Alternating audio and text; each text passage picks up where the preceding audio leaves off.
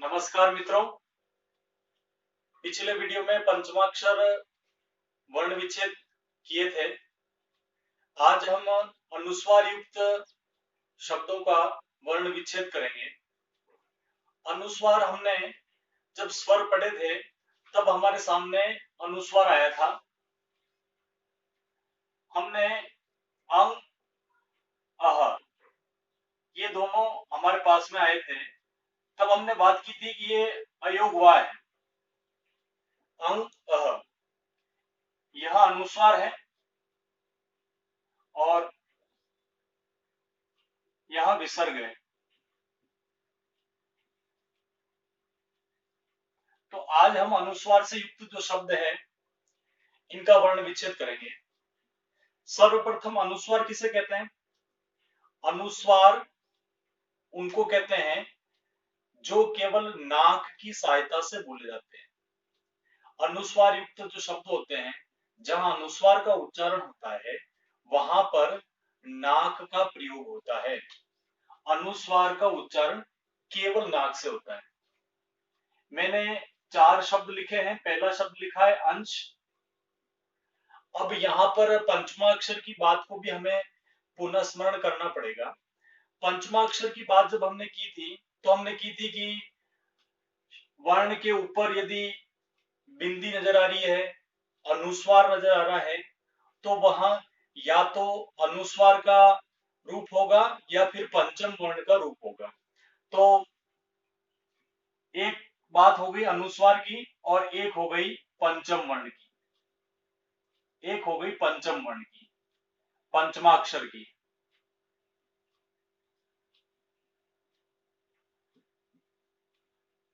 अब पहचान का सीधा सरल नियम है कि जिस वर्ण के ऊपर अनुस्वार दिखाई दे रहा है उसका बाद वाला वर्ण यदि कचट तप वर्ग में से है,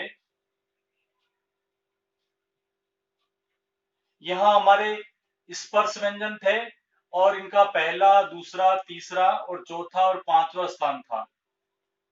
यहां 25 हमारे साथ थे। वर्गीय व्यंजन कहते हैं इनको, स्पर्श व्यंजन भी कहते हैं। तो क वर्ग के जो 5 थे उसका पंचम वर्ण था अंग।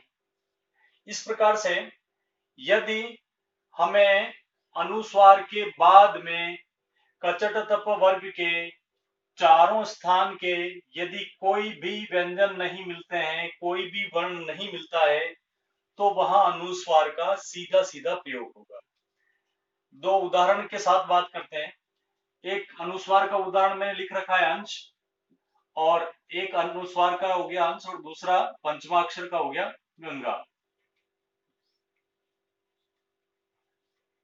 अब हमें ये देखना है कि यहां पर भी अनुस्वार लग रहा है, यहां पर भी अनुस्वार लग रहा है, क्योंकि आजकल पंचम वर्ण को भी हम अनुस्वार के रूप में इस प्रकार से लिखने लग गए हैं।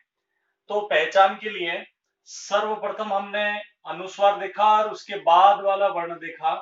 यदि वहां कचट तप वर्ग के पहले, दूसरे, तीसरे और चौथे स्थान का यदि कोई वर्ण है तो यह अनुस्वार पंचमाक्षर होगा, और यदि इस स्थिति का नहीं है तो वहां अनुस्वार का सीधा प्रयोग होगा।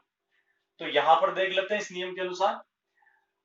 अनुस्वार के बाद में जो वर्ण है वह कचट तप वर्ग में से नहीं है, अतः यहां पर अनुस्वार का सीधा प्रयोग हुआ है और अनुस्वार को हम अंग के नाम से जानते हैं। तो यहां पर सीधा प्रयोग हुआ है ये। इसके बाद में श में अ मिला है और अब आपको स्वर पृथक करना आ गया होगा। दूसरा शब्द मैंने लिया संशय। वो ही देखेंगे अपन कि अनुस्वार के बाद में जो वर्ण आ रहा है वह कचट तप वर्ग के पहले, दूसरे, तीसरे, चौथे स्थान में से नहीं है, यानी अनुस्वार का प्रयोग हुआ है यहां पर सीधा सीधा।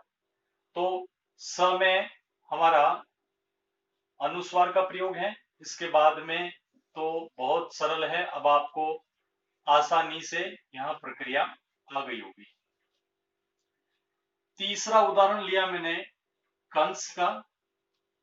इसमें भी ऐसा ही है, अनुस्वार के बाद में स आ रहा है, तो यहां पर भी स्पर्श व्यंजन नहीं है, तो इसका भी सीधा सीधा अनुस्वार का प्रयोग इस प्रकार से हुआ है। यह बात आप समझ गए होंगे। चौथा उदाहरण लिया मैंने हंस का, वो भी इसी के समान है। इस प्रकार से यह हमारे अनुस्वार युक्त शब्दों का वर्ण विच्छेद था।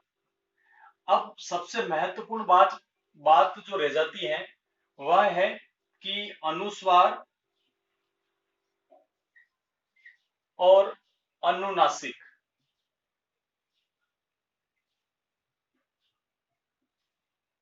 एक दूसरा अनुस्वार और पंचम वर्ण।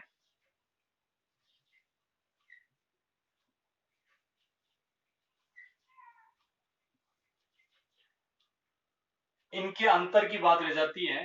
तो अनुस्वार और अनुनासिक के उच्चारण में और लेखन में दोनों में अंतर है। अनुस्वार और पंचम वर्ण के लेखन में तो अंतर अब नहीं दिखाई देने लगा है, और लेखन की दृष्टि से अब अंतर नहीं है, लेकिन उच्चारण की दृष्टि से और प्रयोग की दृष्टि से अंतर स्पष्ट है। यह दोनों अलग हैं, इनको कभी भी शामिल नहीं मानना चाहिए।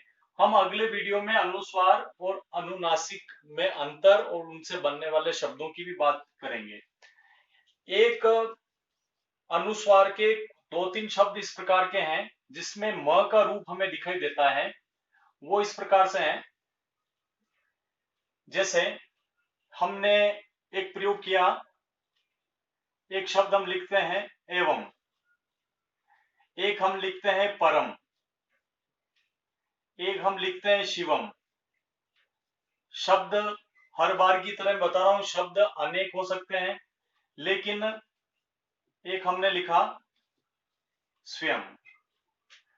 अब यहां पर भी अनुस्वार का रूप हमें दिखाई दे रहा है, लेकिन यहां पर अनुस्वार अंतिम वर्ण होने के कारण म हलंत के रूप में प्रयोग में आता है। जैसे इस प्रकार से, जैसे इस प्रकार से, जैसे इस प्रकार से। शब्द अनेक हो सकते हैं, यदि हमें प्रक्रिया पता है तो हम गलती नहीं करेंगे। मैं समझता हूं कि अनुस्वार युक्त शब्दों का वर्ण विच्छेद आपको पूर्णतया समझ में आ गया होगा। इससे पूर्व भी हमने पंचमाक्षरों का वर्ण विच्छेद किया था और सामान्य शब्दों का भी वर्ण विच्छेद किया था। तो वर्ण विच्छेद की जो प्रक्रिया है, यदि यह हमारे को समझ में आ जाती है तो व्याकरण की अनेक कोटियां हमारे लिए सरल हो जाएगी। आपका बहुत